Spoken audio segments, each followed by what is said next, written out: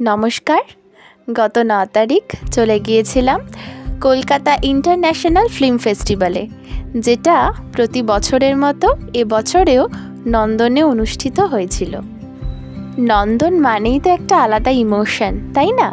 তার সাথে যদি আবার উপরি পাওনা থাকে ফিল্ম ফেস্টিভ্যাল, তাহলে ব্যাপারটা তো একদম জমে যায়।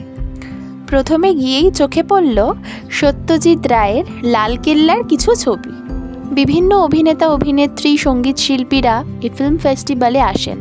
সেদিন আমাদের সুযোগ হয়েছিল সারেগামাপা খ্যাত অরিত্রর গান শোনার।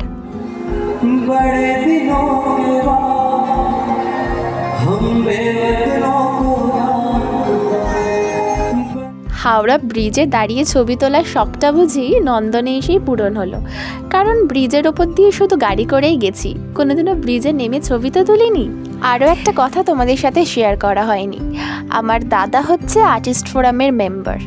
দেখো এই যে গলায় কার্ড ঝুলিয়ে বাবু নামছেন। ও অলরেডি ভেতরে সিনেমা দেখছিল।